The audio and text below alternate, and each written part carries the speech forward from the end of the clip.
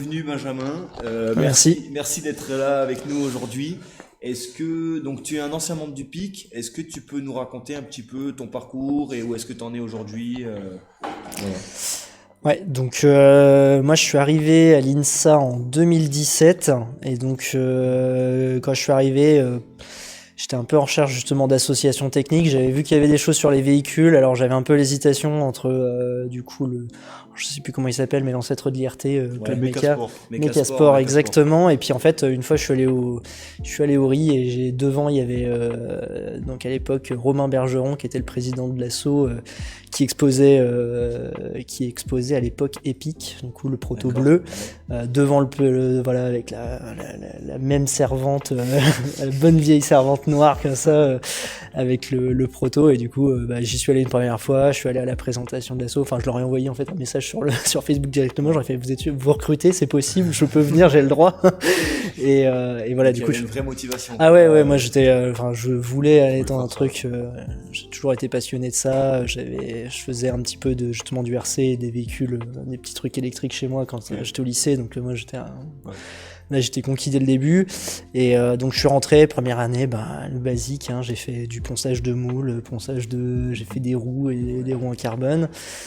Et du coup je me suis présenté au bureau. Du coup pour ma deuxième année j'étais secrétaire à l'époque, secrétaire du PIC, toute la deuxième année. Troisième année je suis devenu responsable élec et du coup j'ai commencé à entamer la transition vers l'électrique du PIC. Donc à l'époque c'est moi qui avais milité pour qu'on passe en motorisation électrique, parce qu'en motorisation thermique on sentait que nous on saturait, on n'avait pas forcément les compétences et ni la bande passante en fait pour pouvoir faire de la mécanique de précision et être vraiment performant. Et en fait à l'INSA on n'est pas des motoristes thermiques, on n'est pas formé à ça, il n'y a pas de formation là-dessus. Et du coup on se disait là on va faire un nouveau proto. C'était l'année où on avait décidé de faire Phoenix et on s'est dit si on veut aller chercher, on veut faire un proto performant, quitte à reprendre tout à zéro, on va dans un nouveau truc. Là il y a l'électrique, ça se lance à fond, il y a une chose à faire, les équipes se cherchent encore, il y a encore de la perf à aller chercher, il y a des records du monde à aller chercher. Et là aujourd'hui se battre contre et du coup on se disait que se battre contre les mêmes que depuis 20 ans, au bout d'un moment c'est bon. Et là en fait il y avait des nouveaux acteurs, il y a beaucoup de marge de progression quoi. Ouais voilà, il y avait beaucoup de marge de progression. Et du coup dans l'histoire ce qui était assez sympa, c'est qu'en fait nous on a cherché justement un motoriste pour nous aider là-dessus, parce que on s'est lancé un peu bien en tête en mode nous ce qu'on va faire, comme on est le Proto Insight Club, on va pas acheter le moteur, on va le faire. Voilà, c'était un peu le challenge. Et donc on a d'abord été mis en contact avec le Roi Summer dans le sud de Lyon. On est allé les voir, les mecs ils nous ont regardé avec des yeux, mais genre c'est quelle bande de débiles qui vient nous voir là, et qu'est-ce que vous voulez faire? C'est trop ambitieux. Ouais exactement. Et puis après en fait en discutant avec des gens du club ELEC, ils m'ont dit qu'il y avait deux gars de chez eux qui avaient fait la bobine Tesla, donc Louis Dassonville et Alexandre Sicardi, qui bossaient dans une petite boîte dans le sud de Lyon qui faisait des moteurs électriques. Et donc moi je les ai appelés, bonjour, proto de sa fleur au fusil. Je la fleur au fusil, je leur ai dit voilà, nous l'objectif c'est qu'on veut monter un proto, on aimerait bien faire top 10 mondial d'ici 3-4 ans. Et en fait Ali Maiki, le président, il m'a appelé, il m'a dit mais que top 10? Non, on va viser top 3, on va faire des moteurs, on va faire des trucs. Et puis ça c'est pas beau. Et donc au-delà de la grande gueule, on sentait qu'il y avait vraiment le côté voilà, on va vous aider, on va faire quelque chose. Et donc voilà, on a monté le premier moteur. L'année d'après, je suis devenu président du PIC, et puis on a continué tout ça, l'aventure avec l'équipe Motion. Et donc voilà, cette entreprise-là, c'était Equipe Motion. C'était Equipe Motion, et c'est la société dans laquelle je bosse maintenant. Et je bosse chez Equipe Motion, et je suis même associé chez Equipe Motion, donc c'est un petit peu la grande aventure. J'ai découvert ça via le PIC, et puis maintenant, aujourd'hui, Et dès ta sortie de l'INSA, t'es allé chez Equipe Motion? J'y suis allé, et puis voilà. Super. Est-ce que tu peux nous présenter rapidement Equipe Motion? Ils font des moteurs électriques, mais pour quelle application? Quel type de moteur? Donc Equipe Motion, on est une société qui est du coup française, qui est basée dans le sud de Lyon. On est une dizaine de personnes et on est spécialisé dans la R&D sous contrat pour développer des nouveaux moteurs électriques et dans la fabrication en prototype et en petite série. Donc typiquement, on va avoir de la clientèle qui vient nous voir avec une spécification dans tout domaine d'activité, aujourd'hui allant de l'aéronautique à l'aérospatiale, en passant par les sous-marins, par du drone, par du véhicule terrestre, pour de la motorisation électrique. Et donc nous, on va dimensionner le moteur électrique, donc l'électromagnétisme, vraiment ce qui fait tourner le moteur. On va dimensionner la mécanique qui va autour, la thermique, la vibratoire, l'électronique qui va avec, et on met tout ça ensemble pour après le fabriquer dans nos ateliers et proposer donc soit des prototypes, soit des petites séries de moteurs. Et donc là, voilà, typiquement, comme ça, on peut en faire 1, 2. Donc vous faites presque du sur-mesure en fait. On fait que du sur-mesure. Ouais, c'est ça. On fait que du sur-mesure, et après on a quelques clients aussi qui viennent avec leur propre liesse de plan et on fabrique pour eux des moteurs sur commande. Aussi, on a un atelier, c'est-à-dire que là, du développement. Non, là tout le moteur, là, donc là Princesse, que ce soit Princesse 1, Princesse 2, Princesse 3, ils ont été fabriqués complètement à KeepMotion. Ok, d'accord. Ok, super. Donc nous on fait le dimensionnement. La seule chose qui est fabriquée à l'extérieur, c'est la mécanique qu'on fait usiner en fait par des partenaires. Ouais. Et tout est conçu en interne. Et après par contre vraiment ce qui se trouve dedans, le bobinage, l'assemblage, les tests, tout est fait chez nous. Ok. Donc ouais, on a bien vu que il y a une histoire commune entre le PIC et KeepMotion. Qu'est-ce que KeepMotion a y gagné dans ce partenariat, dans ces échanges, voilà. Ils nous ont aidé, le PIC. Je pense que au début, très honnêtement, c'était plus pour la beauté juste le challenge, en fait, challenge le défi de passer à l'électrique sur le proto, quoi. Ouais, il y a ça, et puis c'est aussi qu'on a une équipe, donc on est une entreprise qui est très technique. Et c'est assez rare en fait de voir de trouver des jeunes qui sont motivés pour faire des projets techniques, pour en fait trouver des gens qui viennent et qui disent venez, on va faire un truc un peu débile, mais on va le faire parce que le projet est beau, qu'on a des gens qui sont motivés, qu'on a envie de montrer que c'est faisable, parce que in fine, enfin je veux dire, on monte un prototype qui a pas pour vocation d'être produit en grande série. C'est pas là, le but, c'est vraiment de former des gens, de les initier, d'apprendre des choses. Et en fait, je pense qu'à la base, donc Ali Maki, qui est notre directeur, a vraiment aimé l'esprit en fait de la chose.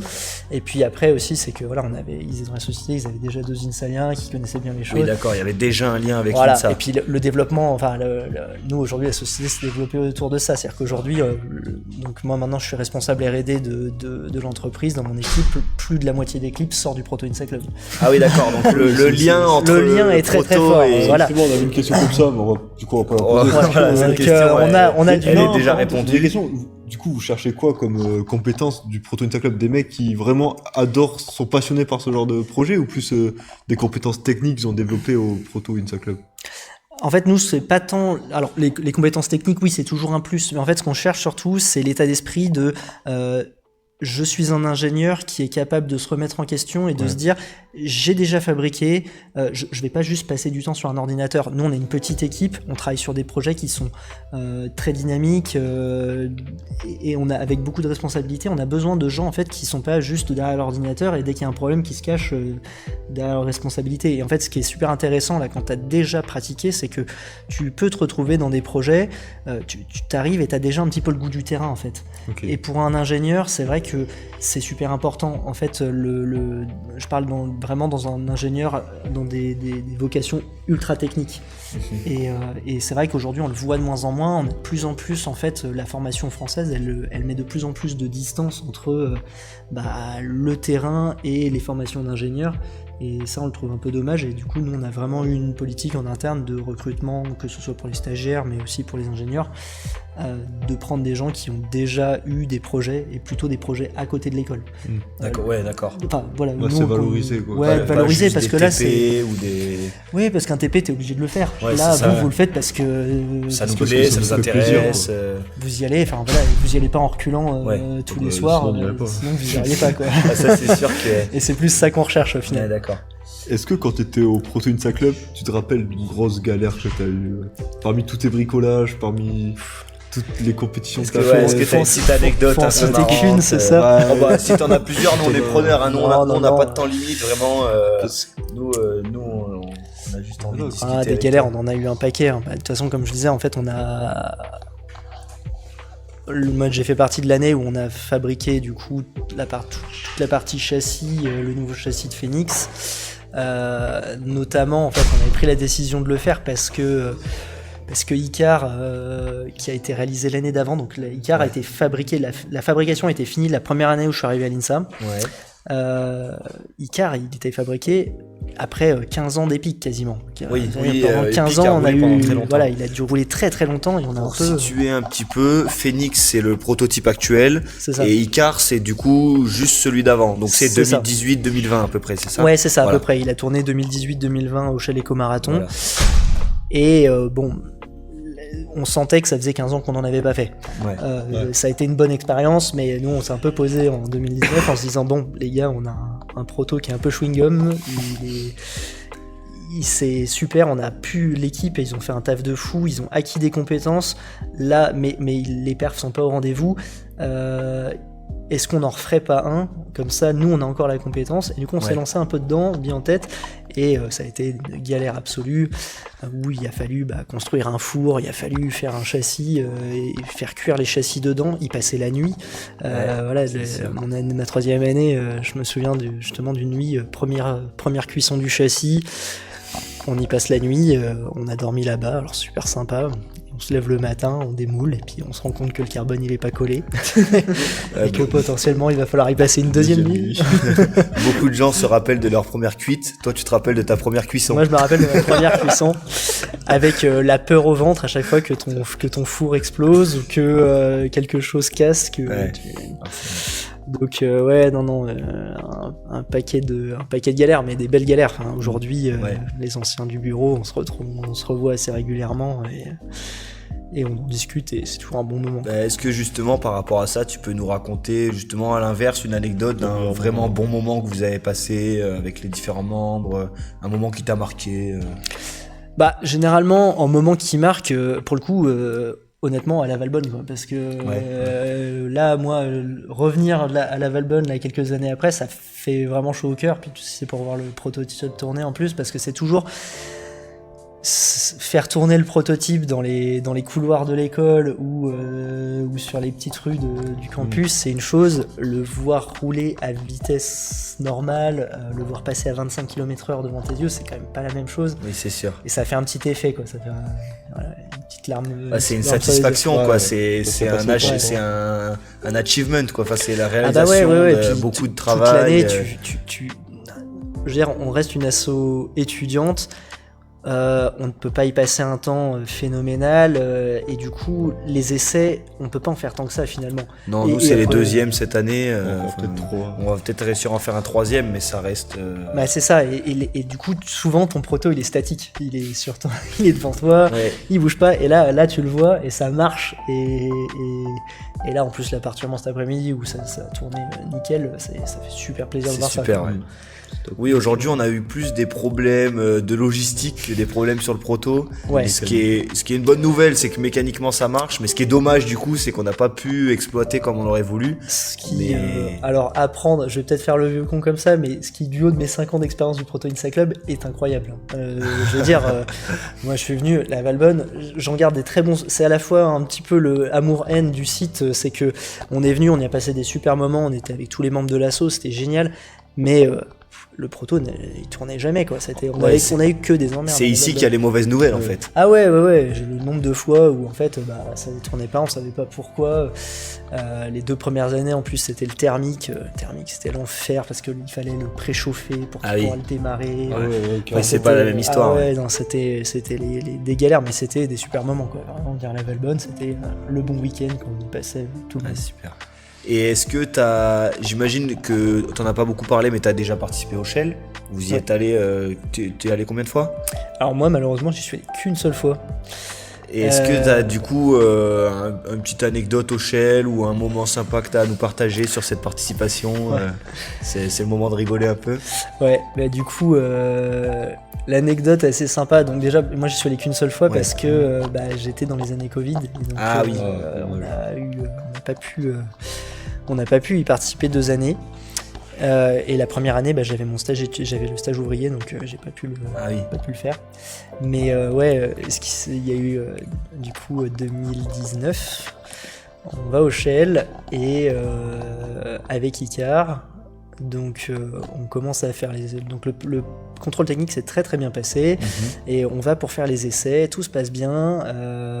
Donc Antoine Leguet qui était le pilote, qui était le plus petit de l'assaut, c'était pas, on n'avait pas réussi à trouver plus petit, mais bon, il arrive à rentrer dans le proto et il commence à faire ses tours.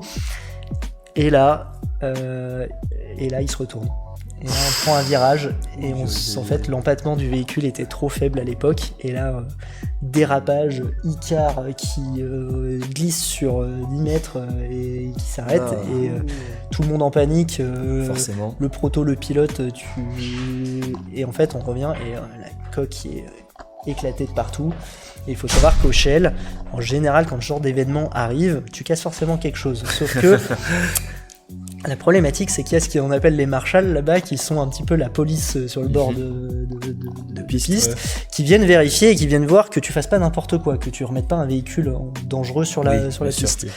Sauf que toi, t'es étudiant et toi, tu veux que ton véhicule il roule. Toi, t'es là pour ça. T'es là pour t'as ça. Pas envie qu'un petit événement vienne tout gâcher. Et notamment, il y a une règle qui dit que ta coque, elle doit être fermée. Tu peux pas avoir des trous dans la coque. Sauf que là, autant vous dire que des trous, il y en avait. Et donc, en fait, on s'est retrouvé avec tous les membres de l'assaut à faire barrière pour que les marshals voient pas. Et on était avec du scotch en train de réparer tous les trucs. Et donc, en fait, on a refait toute l'aéro du véhicule au scotch. Et du coup, pour la petite anecdote, c'est que donc on a un petit groupe Facebook d'anciens de l'assaut avec qui on parle beaucoup et le groupe s'appelle le Scotch c'est l'aéro. Et donc vous avez réussi à quand même rouler avec... On a réussi à rouler et à valider une performance, et ce qui était d'ailleurs à l'époque un très gros enjeu, parce qu'en fait ça faisait 2 ans que l'association n'avait pas validé de performance au Shell Eco-Marathon, et donc pour l'histoire, c'est qu'en fait si pendant 3 années d'affilée on ne valide pas de performance au Shell Eco-Marathon, on n'est pas automatiquement réinscrit pour l'année d'après. Donc il y avait de l'enjeu. Il y avait un gros enjeu, parce que sinon après il faut repasser par les phases qualificatives, et ça faisait quand même plus de 20 ans que l'assaut était faisait partie, parce que c'est quand même un gros enjeu, hein. C'est de se dire quand même que on n'est pas tant d'associations que ça à être invité, à être invité. C'est-à-dire que la performance est quand même belle. On n'est certes pas les meilleurs du monde, mais on fait quand même on est qualifié tous les ans. Depuis 30 ans, on fait quand même partie des teams invités systématiquement, parce qu'on performe, parce qu'on continue à valider, et parce qu'on valide le contrôle technique et qu'on valide une performance à chaque fois. D'où l'importance, encore une fois, cette année, parce qu'on n'a pas pu participer l'année dernière, et donc poursuivre cette règle.